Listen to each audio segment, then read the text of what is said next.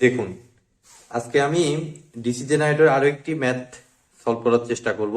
এটা বিএল থেরেজার বইয়ের 26.6 number example এবং এটি পাওয়ার রিলেটেড।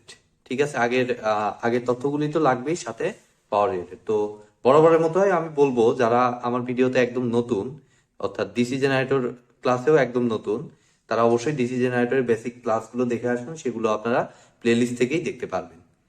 ঠিক আছে, তো চলুন শুরু করা যাক। In a long shunt compound generator, the terminal voltage is 230 volt when generator delivers 150 ampere. Determine induced EMF. B number, total power generated. C, distribution of this power. Given that shunt field, series field, diverter and armature resistances are 92 ohm, 0.015 ohm, 0.03 ohm and 0.032 ohm respectively. ঠিক আছে, আবারও long shunt রিলেটেডই problem, but extra করে আমাদের এই পাওয়ারটা আসছে। তো আমরা ধাপে ধাপে দেখব আমি ইনডিউসড ইএমএফ থেকে কিভাবে আমি পাওয়ার ক্যালকুলেট করে ফেলতে পারি। ঠিক আছে, তো প্রথমত আমি সার্কিটটা এঁকে ফেলবো। আমাদের যেহেতু লং শান্ট, আমি প্রথমে আর্মেচার থেকে শুরু করতেছি। প্রথমে আমি আর্মেচারটা দিয়ে দিলাম। এবার আসুন, আগেরগুলোর সাথে এক্সট্রা করে এখানে বেশ কিছু জিনিস আসছে। প্রথমে আসছে আমার আর্মেচার রেজিস্ট্যান্স, তো আগেরই আর্মেচার রেজিস্ট্যান্স 0.032, এটা সবসময় আর্মেচারের সাথে সিরিজে দিয়ে দেব 0.032 ওহম। এরপরে কি, সিরিজ ফিল্ড, অর্থাৎ এর সাথে সিরিজে যে ফিল্ডটা, এটা হচ্ছে আমার কত, সিরিজ ফিল্ড দ্বিতীয়টা 0.015 ওহম। এখন দেখুন, এখানে এক্সট্রা একটা কথা আসছে, সেটা হলো ডাইভার্টার রেজিস্ট্যান্স। ডাইভার্টারটা আসলে কি জিনিস? তো ডাইভার্টারটা হচ্ছে মেইনলি আমাদের এই সিরিজ ফিল্ডটাকে নিউট্রাল করার যে ফিল্ডটা, অর্থাৎ সিরিজ ফিল্ডটাকে কমিয়ে আনবো আমি মানে সিরিজ ফিল্ডটাকে চেঞ্জ করার জন্য একটা রেজিস্টর ইউজ করা হয়, সেটাকে বলা হয় ডাইভার্টার রেজিস্টর, এবং এটা সবসময় সিরিজ ফিল্ডের সাথে প্যারালালি অবস্থান করে। ঠিক আছে, এই ডাইভার্টার ফিল্ডটা আমি নর্মালি এখানে দিয়ে দিলাম। ডাইভার্টার রেজিস্ট্যান্স কত দিচ্ছে, 0.03 ওহম। তাহলে এখানে নর্মালি 0.03 ওহম দেখুন আমরা দিয়ে দিলাম। ঠিক আছে, এখন আমাদের কি থাকলো, এদিক দিয়ে আমি টেনে দিব, আমাদের একটা শান্ট ফিল্ড আছে। তাহলে এই যে শান্ট ফিল্ড, এটা এই মাথা লং শান্ট, যেহেতু আমার অবশ্যই সিরিজ ফিল্ডের দ্বিতীয় মাথায় এসে লাগবে, তারটা হবে লম্বা। এটা মাথায় রাখলেই লং শান্ট, শর্ট শান্ট কিচ্ছু না। তাহলে শান্ট ফিল্ড কত দিচ্ছে আমাদের, 92 ওহম। এদিকে কানেকশন শেষ। এবার এই প্রান্তটা জাস্ট আমার লোডে সাপ্লাই হবে। তো লোডটা কত আমাদের, এই লোডের টার্মিনাল ভোল্টেজ দিয়েই দিছে 230 ভোল্ট, অর্থাৎ এখানে আমরা 230 ভোল্ট পাবো ডিসি, যেহেতু ডিসি জেনারেটর। আর এদিক দিয়ে আমাদের লোড কারেন্টটা দিয়ে দিছে কত আমাদের, আইএল ইজ ইকুয়াল টু কত দেওয়া, 150 অ্যাম্পিয়ার। তাহলে এখানে আমরা 150 অ্যাম্পিয়ার পেয়ে যাচ্ছি, সিম্পল। ঠিক আছে, এবার আগের মতোই আমরা শান্ট, এদিক দিয়ে আমাদের শান্ট কারেন্ট আইএসএইচ, আর এদিক দিয়ে আমাদের আর্মেচার কারেন্ট আইএ, এগুলো আমরা পাবো। তো তার আগে প্রথমত আইএসএইচ, এই ফিল্ডটার অ্যাক্রসে ডিরেক্ট আমরা দেখতে পাচ্ছি 230 ভোল্ট আছে। দ্যাট মিনস আমরা আইএসএইচটা পেয়ে যাচ্ছি কত, 230 ডিভাইডেড বাই 92। আর আই লোড কারেন্ট কত দেয়া আমাদের, 150 অ্যাম্পিয়ার। তাহলে আমাদের আর্মেচার কারেন্টটা হবে কেসিএল অনুযায়ী আমাদের এই দুইটার যোগফল, আইএসএইচ প্লাস আইএল, দুইটা যোগ করলে আমরা সরাসরি ক্যালকুলেটরে যোগ করব। 150 যোগ 230 ডিভাইডেড বাই 92, 152.5 অ্যাম্পিয়ার। এখন আমাদের কি লাগবে? আমাদের মেইনলি লাগবে এই ভোল্টেজটা, ইএ, জেনারেটেড ইএমএফ, ইনডিউসড ইএমএফ। ঠিক আছে, এখানে কোনো ব্রাশ ভোল্টেজ ড্রপ নাই, এটা একটা সুবিধা। আগেরটাতে ছিল, আগের ক্লাসটাতে। তো এখানে আমরা দেখতে পাচ্ছি এই দুইটা আবার প্যারালালি আছে। তো এটাকে অবশ্যই আমরা ইকুইভ্যালেন্ট রেজিস্ট্যান্সের মাধ্যমে এক করে ফেলবো। যেভাবে আপনারা ইকুইভ্যালেন্ট রেজিস্ট্যান্স বের করেন, প্যারালালে থাকলে যে ফর্মুলা সেটা ফেলে ছোট করে তার সাথে এটা আবার ইয়াতে আছে, সিরিজে আছে, এভাবে আমরা ক্যালকুলেট করব। তো আমাদের ইএ ভোল্টেজটা আমরা তাহলে পাচ্ছি,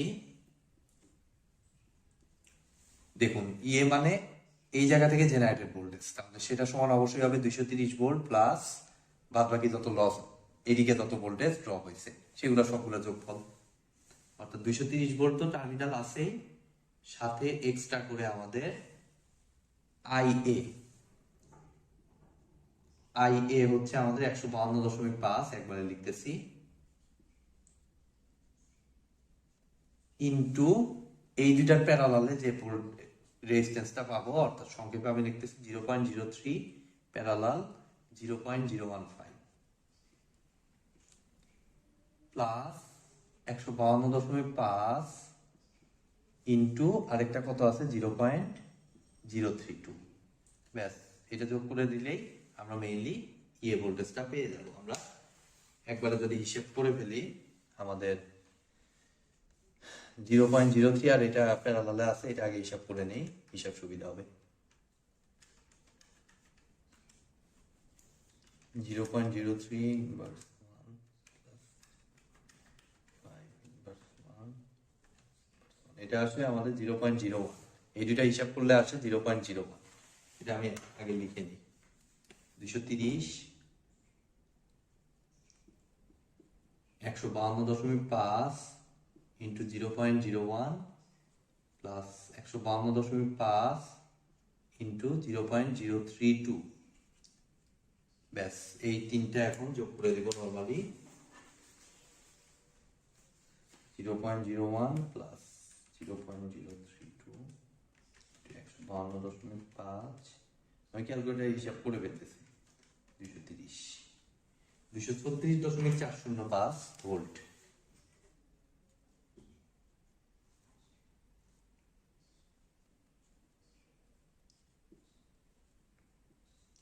এই হচ্ছে আমাদের এ নাম্বারের অ্যান্সার। এই পর্যন্ত পুরো আগের মতোই। এবার আসুন আমাদের টোটাল পাওয়ার জেনারেটেড। তো পাওয়ারের ফর্মুলা, ডিসি পাওয়ার ক্যালকুলেশনের ফর্মুলা আপনারা জানেন যে পি ইকুয়াল টু ভিআই অথবা P equal to I square R, যদি রেজিস্ট্যান্স জানা থাকে। তো আমি তো জেনারেটেড ভোল্টেজটা পেয়ে গেছি 234.405, তার সাথে কি এই জায়গায় কারেন্ট জানা আছে, অর্থাৎ ই এর সাথে যদি আই এ গুণ দেই তাহলে তো আমি টোটাল জেনারেটেড পাওয়ারটা পেয়ে যাচ্ছি। অর্থাৎ পি নাম্বারের আনসার, টোটাল পাওয়ার জেনারেটেড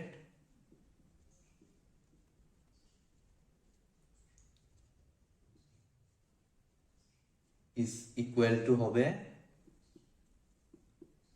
এই ইএ, অর্থাৎ ইএ ইন্টু কত কারেন্ট আইএ। তো ই এর ভ্যালুও জানা, এই যে ই এর ভ্যালুও জানা, আই এর ভ্যালুও জানা, নর্মালি দুইটা গুণন করে দিব আমরা, তাহলেই পেয়ে যাবো 236.405 ইন্টু 152.5, অনেক হাই ভ্যালু। এটাকে আমি 36,051 এটাই লিখি, 36,051.7625 ওয়াট। ঠিক আছে, আর সি নাম্বারে বলছে আমাদের ডিস্ট্রিবিউশন অফ দিস পাওয়ার। তাহলে আমাদের ডিস্ট্রিবিউশন হয়েছে কোথায় কোথায়? একটাই সিরিজ ফিল্ডটা কিছু খাইছে, সরি আর্মেচারটা কিছু খাইছে, এই ডাইভার্টার এবং এটার নাম কি সিরিজ ফিল্ড কিছু খাইছে, আর লোড কিছু খাইছে। ঠিক আছে, অর্থাৎ প্রথমে আমি লোড পাওয়ারটা ইজি দেখতেছি, লোড পাওয়ারটা আগে হিসাব করে নিই। আমাদের load power is equal two আমাদের আসবে সিম্পলি 230 ভোল্ট জানা আছে, টার্মিনাল ভোল্টেজ যেটা 230 into load current. Load current কত আমরা পাইছি 150 অ্যাম্পিয়ার। ঠিক আছে, এরা কনজিউম করবে, এটা তো সাপ্লাই করবে, এই পাওয়ারটা সাপ্লাই করবে আর এরা কনজিউম করবে, অর্থাৎ শোষণ করে দিবে এই পাওয়ারটা। তাহলে 230 গুণ 150, 34,500 ওয়াট। ম্যাক্সিমাম পাওয়ার এই শোষণ করে দিচ্ছে, অর্থাৎ আউটপুট পাওয়ার। এটা আউটপুট বা ইনপুট করলে আমরা আবার ইফিসিয়েন্সি পাবো, যদিও ইফিসিয়েন্সি ক্ষেত্রে লস টস আসে। তো এবার আমরা দেখবো এইদিকে লস গুলো, এগুলাই তো মেইনলি লস, সিরিজ ফিল্ড আর এই যে এটার নাম কি আর্মেচার। তাহলে আমি দেখি আর্মেচার লস, কপার লস বলা হয় এগুলাকে আর্মেচার লস। যেহেতু এগুলোতে রেজিস্ট্যান্স জানা আছে, আমরা আই স্কোয়ার আর ইউজ করবো।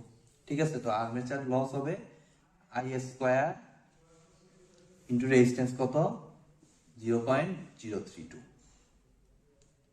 আমাদের আই এর ভ্যালু জানা, এর উপর স্কোয়ার করে ওর সাথে 0.032টা গুণন করে নিই আমি। তাহলে আই এ হচ্ছে 152.5, এর উপর স্কোয়ার ইন্টু 0.032, 744.2 ওয়াট।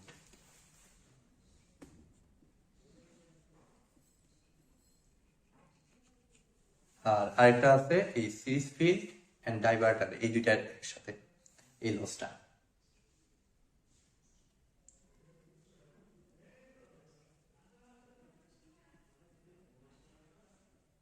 কম্বাইন্ডলি লিখতেছি, series field and diverter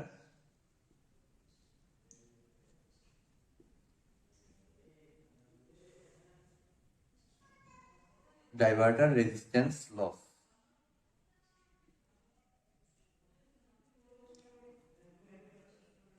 is equal to হবে আমাদের ওই আগের মতো আই স্কোয়ার ইন্টু ডাইভার্টার, আর ওইটা এক করলে আমরা মনে হয় 0.01 পাইছিলাম, এই দুইটাকে এক করে। তাহলে হিসাব করে ফেললে আমাদের আসতেছে আই এ আমাদের কত 152.5, তারপর স্কোয়ার ইন্টু 0.01, 232.5625 ওয়াট।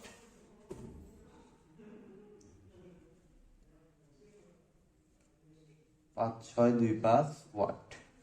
আর কি কোনো লস আছে? হ্যাঁ, অবশ্যই লস আছে। এই যে ফিল্ড লস যেটা আছে, শান্ট ফিল্ড, অর্থাৎ শান্ট ফিল্ড লস।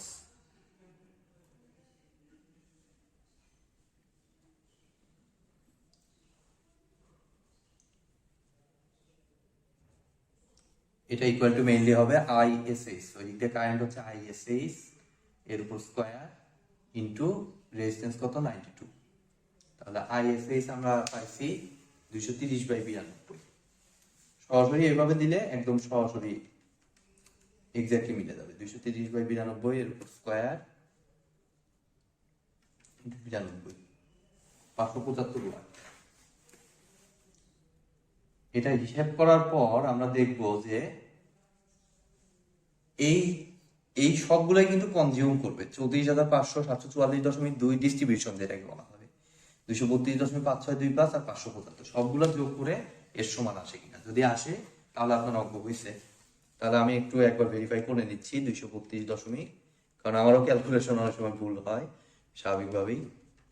744.2 প্লাস 34,500, হ্যাঁ এক্স্যাক্টলি মিলে গেছে, 36,051.7625। তো এটা একটা খুবই গুরুত্বপূর্ণ ক্লাস ছিল। এরপরে আলাদাভাবে আমাদের পাওয়ারের উপর অনেকগুলো ক্লাসই করতে হবে ডিসি জেনারেটরে। তো আজকে কিছুটা হিন্টস আপনারা পেলেন। আজকের মতো ভিডিওটি এ পর্যন্তই।